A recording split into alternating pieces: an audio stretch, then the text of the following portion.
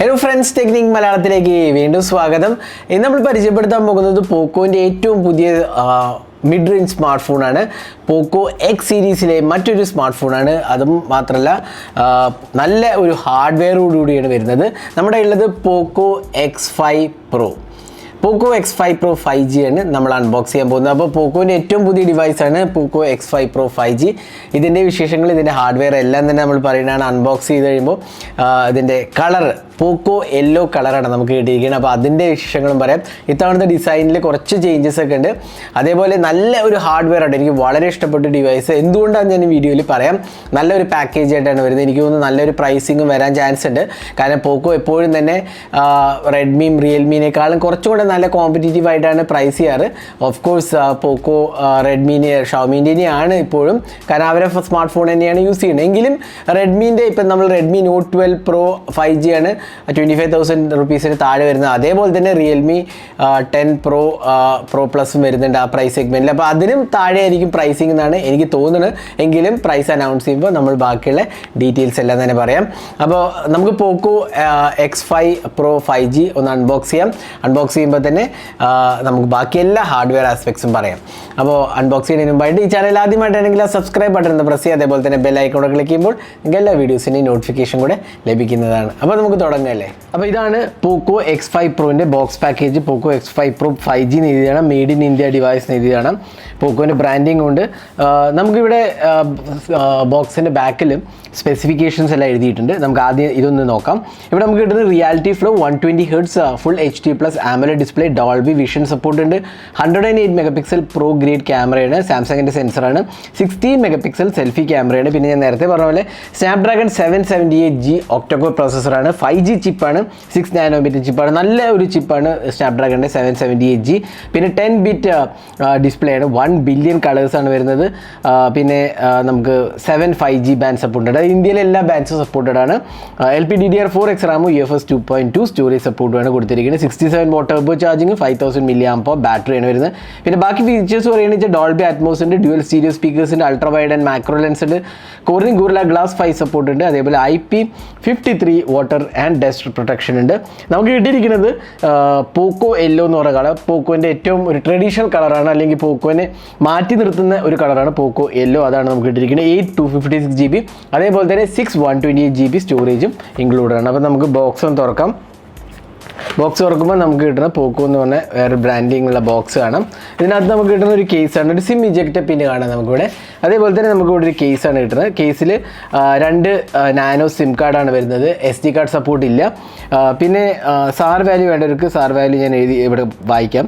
0.862 ആണ് head sir, body sir 0.868 ആണ് വരുന്നത്. പിന്നെ നമുക്ക് ഇവിടെ കിട്ടുന്ന ഒരു കേസാണ്, നല്ലൊരു ക്വാളിറ്റി കേസാണ്. സ്റ്റാൻഡേർഡ് TPU കേസാന്ന് പറയാം. പിന്നെ നമുക്ക് കിട്ടുന്നത് ഫോണാണ്. അപ്പോൾ ഫോൺ പുറത്തേക്ക് എടുക്കാം. പിന്നെ നമുക്ക് വരുന്നത് ഒരു അഡാപ്റ്ററാണ്. 67 വാട്ട് അഡാപ്റ്ററും ഒരു ചാർജിങ് കേബിളുമാണ്. ഇതാണ് സ്റ്റാൻഡേർഡ് ചാർജിങ് കേബിൾ. 67 വാട്ട് അഡാപ്റ്ററാണ് വരുന്നത്, ഫാസ്റ്റ് ചാർജിങ് സപ്പോർട്ടഡായി. അപ്പോൾ ഇത്രയാണ് ബോക്സിനകത്ത് വരുന്നത്. ഇനി നമുക്ക് ഡിവൈസ് ഒന്ന് ബൂട്ട് ചെയ്യാം. അപ്പോൾ ഇതാണ് പോക്കോ യെല്ലോ കളറുള്ള പോക്കോ X5 Pro. അപ്പോൾ ക്യാമറ ലേഔട്ട് ഇതാണ്. അതിനൊപ്പം തന്നെ ഒരു ബ്ലാക്കിഷ് ഫിനിഷിൻ്റെ ട്രഡീഷണൽ എല്ലാ പോക്കോ ഡിവൈസസിലും നമ്മൾ കാണാറുള്ളതാണ്. പോക്കോ എന്ന് എഴുതി കാണാം. 5G ബ്രാൻഡിങ് ആണ്. പിന്നെ ഇവിടെ പവർ ബട്ടൺ, ഫിംഗർ പ്രിൻറ്റ് സ്കാനറും പവർ ബട്ടൺ തന്നെ ഇൻറ്റഗ്രേറ്റഡ്. അതൊരു യെല്ലോ കളറാണ് കൊടുത്തിരിക്കുന്നത്. അതേപോലെ വോളിയം കീസ് കാണാം. പിന്നെ ഇവിടെ ഈ സൈഡ് ബ്ലാക്ക് കളറാണ്. അത് നമുക്ക് സ്റ്റീരിയോ സ്പീക്കേഴ്സാണ്. 3.5mm ഓഡിയോ ജാക്ക് ഉണ്ട്, IR ബ്ലാസ്റ്റർ ഉണ്ട്. അതേപോലെ തന്നെ സിം ട്രേ ബോട്ടം.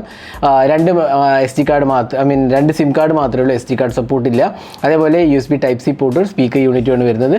ലെഫ്റ്റ് സൈഡിൽ ഓപ്പണിങ്സോ സ്ലോട്ട്സോ ഒന്നും തന്നെ ഇല്ല. ഇനി ഫ്രണ്ട് പാനലിൽ നമുക്ക് കിട്ടുന്ന നല്ല ഒരു ഡിസ്പ്ലേ ആണ്. നമുക്ക് ഫോൺ ഒന്ന് ബൂട്ട് ചെയ്തിട്ട് ബാക്കി ഫീച്ചേഴ്സിലേക്ക് വരാം. അപ്പോൾ നമ്മൾ ഫോൺ ബൂട്ട് ചെയ്തിരിക്കുകയാണ്. അപ്പോൾ ഇതിന് വേറെ ഇമ്പോർട്ടൻറ്റ് ആസ്പെക്ട് എന്ന് പറഞ്ഞാൽ വളരെ ലൈറ്റ് വെയിറ്റ് ആണ്. ജസ്റ്റ് 180 grams ഉള്ളൂ. ഭയങ്കര ലൈറ്റ് വെയിറ്റ് ഡിവൈസാണ്. അതേപോലെ 7.9mm തിക്നെസ്സേ ഉള്ളൂ. വളരെ സ്ലിം ഡിവൈസുമാണ്, ലൈറ്റ് വെയിറ്റ് ആണ്. അപ്പോൾ ഈവൻ ബിഗ് ഡിസ്പ്ലേ ആണെങ്കിൽ പോലും വളരെ ലൈറ്റ് വെയിറ്റ് ആയ ഒരു ഡിവൈസാണ്. അപ്പോൾ നമ്മൾ ഫോൺ ബൂട്ട് ചെയ്തിരിക്കുകയാണ്. അപ്പോൾ നമുക്ക് ഡിവൈസ് ഒന്ന് നോക്കാം. തോന്നില്ലേ, ഇതാണ് നമ്മുടെ ഡിസ്പ്ലേ. ഇതിനകത്ത് വരുന്നത് ഫുൾ HD AMOLED ഡിസ്പ്ലേ ആണ് നമുക്ക് കിട്ടുന്നത്. 120 Hz റിഫ്രഷ് റേറ്റ് വരുന്നുണ്ട്. അപ്പോൾ നമുക്ക് സെറ്റിങ്സിൽ പോയി കഴിഞ്ഞാൽ ഡീറ്റെയിൽസ് കാണാം. ഡിസ്പ്ലേ പോയി കഴിഞ്ഞാൽ നമുക്കിവിടെ റിഫ്രഷ് റേറ്റ് 120 അല്ലെങ്കിൽ സ്റ്റാൻഡേർഡ് കസ്റ്റം റേറ്റ് 60 അല്ലെങ്കിൽ 120 ഓപ്ഷൻ വരുന്നുണ്ട്. അപ്പോൾ നല്ല ഒരു ക്വാളിറ്റി ഡിസ്പ്ലേ ആണ് ഇത്. ഡോൾബി വിഷൻ സപ്പോർട്ട് ഉണ്ട്, HDR10+ ഉണ്ട്, up to 900 nits peak brightness included ആണ്. അപ്പോൾ നല്ലൊരു കിടിലൻ ഡിസ്പ്ലേ സെറ്റപ്പ് ആണ്, ഡെഫിനറ്റ്ലി പറയാം. നല്ലൊരു എക്സ്പീരിയൻസ് ആണ്. അത് മാത്രമല്ല നമ്മൾ വീഡിയോസെല്ലാം വാച്ച് ചെയ്യുമ്പോൾ നല്ലൊരു ക്ലാരിറ്റിയാണ് ഡിസ്പ്ലേക്ക് വരുന്നത്. വളരെ സ്മൂത്ത് ആയ ഒരു ഡിസ്പ്ലേ ആണ്. അപ്പോൾ നല്ലൊരു ക്വാളിറ്റി ഡിസ്പ്ലേ ആണ്. 1 ബില്യൺ കളേഴ്സാണ്, 10 ബിറ്റ് പാനലാണ് വരുന്നത്. അപ്പോൾ അതുകൊണ്ട് തന്നെ ഡിസ്പ്ലേ ക്വാളിറ്റി ഏറ്റവും മികച്ചതായിട്ടാണ് എനിക്ക് തോന്നിയത്. നല്ലൊരു സ്മൂത്ത് എക്സ്പീരിയൻസ് ആണ് ഇതിനകത്ത് കൊടുത്തിരിക്കുന്നത്. അപ്പോൾ നിങ്ങൾ ഒരുപാട് മൂവീസൊക്കെ വാച്ച് ചെയ്യുന്ന ഒരാളാണെങ്കിൽ ഡെഫിനറ്റ്ലി ഈ ഡിസ്പ്ലേ ഇഷ്ടപ്പെടും. അത്രയും നല്ലൊരു ക്വാളിറ്റി ഡിസ്പ്ലേ ആണ് ഓഫർ ചെയ്തിരിക്കുന്നത്. ഇനി സോഫ്റ്റ്വെയറിലേക്ക് പോകാം. സോഫ്റ്റ്വെയറിൽ വരുന്നത് നമുക്ക് MIUI ആണ്. നമുക്കിവിടെ ജസ്റ്റ് ഒന്ന് എടുക്കാം, എബൌട്ട് ഫോൺ എടുക്കാം. ഇതിനകത്ത് MIUI 14 ആണ് വരുന്നത്. ഇന്ത്യയിലെ ആദ്യത്തെ MIUI 14 ഡിവൈസാണ് Poco X5 Pro. പക്ഷേ ഒരു ഡിസപ്പോയിൻറ്റിങ് ആസ്പെക്ട് എന്താ വെച്ചാൽ ഇതിനകത്ത് ഇപ്പോഴും Android 12 ഉള്ളൂ, Android 13 വരുന്നില്ല എന്നുള്ളതാണ് ഇതിനകത്തുള്ള ഡിസപ്പോയിൻറ്റിങ് ആസ്പെക്ട്. 8+ 3GB റാമാണ് വരുന്നത്, എക്സ്പാൻഡബിൾ റാമും. പിന്നെ Android 12 ആണ് വരുന്നത്. MIUI 14 ആക്ച്വലി വിഷ്വൽ ചേഞ്ചസ് ഒരുപാടൊന്നുമില്ല, എങ്കിലും ബാക്ക് എൻഡിൽ ഒരുപാട് ബഗ്സ് ഫിക്സസ് അതേപോലെ പെർഫോമൻസ് ഇംപ്രൂവ്മെൻറ്റ്സ് അല്ലാണ്ട് UI കാര്യമായ ചേഞ്ചസ് ഒന്നും തന്നെ ഞാൻ നോട്ടീസ് ചെയ്തില്ല. ഏതാണ്ട് സെയിം UI എക്സ്പീരിയൻസ് തന്നെയാണ് വരുന്നത്. നമുക്ക് ഒരുപാട് അഡീഷണൽ ഫീച്ചേഴ്സും ടൂൾസും വരുന്നുണ്ട്. നമ്മൾ റെഗുലർലി MIUI യൂസ് ചെയ്യുന്ന എല്ലാ ഫീച്ചേഴ്സ് തന്നെ ഇവിടെയും നമുക്ക് കിട്ടുന്നുണ്ട്.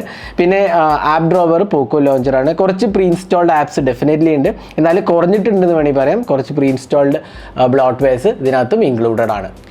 അടുത്ത നമുക്ക് പെർഫോമൻസിലേക്ക് പോകാം. ഇവിടെയും ഈ ഡിവൈസ് നല്ല ഒരു പെർഫോമൻസ് ആണ് കാഴ്ചവെക്കുന്നത്. കാരണം ക്വാൾകോമിൻ്റെ സ്നാപ്ഡ്രാഗൺ 778G നല്ല ഒരു പെർഫോമിംഗ് ചിപ്പാണ്, പ്രത്യേകിച്ച് ഗെയിമിങ്ങിനൊക്കെ വേണ്ടി അനുയോജ്യമായ നല്ലൊരു ചിപ്പാണെന്ന് പറയാം. അതേപോലെ 8GB റാമും വരുന്നുണ്ട്, 6GB റാമും ഉണ്ട്. പിന്നെ ഗ്രാഫൈറ്റ് കൂളിംഗ് ഇതിനകത്ത് കൊടുത്തിട്ടുണ്ട്, അതുകൊണ്ട് തന്നെ നല്ലൊരു ഹീറ്റ് ഡിസിപ്പേഷൻ എക്സ്പീരിയൻസ് വരുന്നുണ്ട്. അപ്പോൾ ഇത് 6 നാനോമീറ്റർ ചിപ്പാണ്. അപ്പോൾ നല്ലൊരു ഗെയിമിംഗ് എക്സ്പീരിയൻസ് നമുക്ക് ഡെഫിനറ്റ്ലി ഇതിന് എക്സ്പെക്ട് ചെയ്യാം. പിന്നെ ഓവറോൾ എക്സ്പീരിയൻസ് നല്ലതാണ്. ഞാൻ ഓൾമോസ്റ്റ് ഒരു 2 വീക്സായി യൂസ് ചെയ്യാൻ തുടങ്ങിയിട്ട് എനിക്ക് വളരെ സ്മൂത്തായിട്ട് എനിക്ക് തോന്നി. നല്ല ഒരു പെർഫോമൻസ് ആണ്. ഡേ ടു ഡേ ഇഷ്യൂസിൽ ലാഗോ ഇഷ്യൂസോ അങ്ങനത്തെ ഒന്നും തന്നെ ഞാൻ നോട്ടീസ് ചെയ്യില്ല.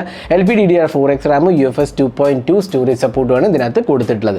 ഇനി ക്യാമറയിലോട്ട് വരാം. ഇവിടെയാണ് നമുക്ക് നല്ല ഒരു എക്സ്പീരിയൻസ് കിട്ടുന്നത്. വേറെ 108 MP പ്രൈമറി സെൻസറാണ്, സാംസങ്ങിൻ്റെ സെൻസറാണ്. അതേപോലെ ഒരു ultra wide angle camera 8 MP, 2 MP depth sensor 2 MP macro സെൻസറും 8 MP അൾട്രാ വൈഡും പിന്നെ ഒരു 16 MP സെൽഫി ക്യാമറയാണ് നമുക്കിവിടെ കിട്ടുന്നത്. അപ്പോൾ ക്യാമറ UIക്ക് പോയി കഴിഞ്ഞാൽ നമുക്ക് ടിപ്പിക്കൽ ക്യാമറ എക്സ്പീരിയൻസ് തന്നെയാണ്. Portrait mode, night mode, additional options എല്ലാം തന്നെ ഉണ്ട്. നമ്മൾ വീഡിയോ റെക്കോർഡിങ്ങിലേക്ക് പോയാൽ നമുക്കിവിടെ 4K 30 FPS ഉണ്ട്, 1080p 60, 1080p 30 FPS ഉണ്ട്. സ്റ്റെബിലൈസേഷൻ ഇൻക്ലൂഡ് ആണ്, പക്ഷേ ഒപ്റ്റിക്കൽ ഇമേജ് സ്റ്റെബിലൈസേഷൻ ഇല്ല. റെഗുലർ EIS ആണ് ഇൻക്ലൂഡ് ചെയ്തിരിക്കുന്നത്. അപ്പോൾ നല്ലൊരു ക്യാമറ സെറ്റപ്പാന്ന് പറയാം. അതേപോലെ തന്നെ നമുക്ക് കുറച്ച് ക്യാമറ സാമ്പിൾസ് കൂടിയാണ്. എനിക്ക് നല്ല ഇഷ്ടപ്പെട്ടു ഇതിൻ്റെ ക്യാമറ സാമ്പിൾസ്. വളരെ ക്ലീൻ എക്സ്പീരിയൻസ് ആണ്, നല്ല കളേഴ്സും നല്ല റിച്ച് ടോൺസും ആണ്. അതേപോലെ കോൺട്രാസ്റ്റും ഡൈനാമിക് റേഞ്ചും എല്ലാം തന്നെ നല്ലതാണ്. ഷാർപ്നെസ് ലെവൽസും വളരെ നല്ല ഡീറ്റെയിലിംഗ് ആണ്. അതേപോലെ തന്നെ സെൽഫി ക്യാമറ ആണെങ്കിലും ലോ ലൈറ്റ് എക്സ്പീരിയൻസ് ആണെങ്കിലും എനിക്ക് വളരെ ഇഷ്ടപ്പെട്ടു ഇതിൻ്റെ ക്യാമറ. നല്ലൊരു ക്യാമറ ക്വാളിറ്റിയാണ് ഇതിനകത്ത് ഓഫർ ചെയ്തിരിക്കുന്നത്. അപ്പോൾ എനിക്ക് ഈ പ്രൈസ് സെഗ്മെൻറ്റിൽ എനിക്ക് തോന്നുന്നത് one of the best cameras വേണമെങ്കിൽ വിശേഷിപ്പിക്കാവുന്നതാണ്. ഞാൻ ഡീറ്റെയിൽഡായി ക്യാമറ പിന്നീട് പോസ്റ്റ് ചെയ്യാം. അപ്പോൾ ഇതൊക്കെയാണ് ക്യാമറയെക്കുറിച്ച് പറയുകയാണെങ്കിൽ. അപ്പോൾ നിങ്ങൾക്ക് ഫോട്ടോസ് കണ്ടിട്ട് എന്ത് തോന്നുന്നു കമൻറ്റ് സെക്ഷനിൽ പോസ്റ്റ് ചെയ്യാവുന്നതാണ്.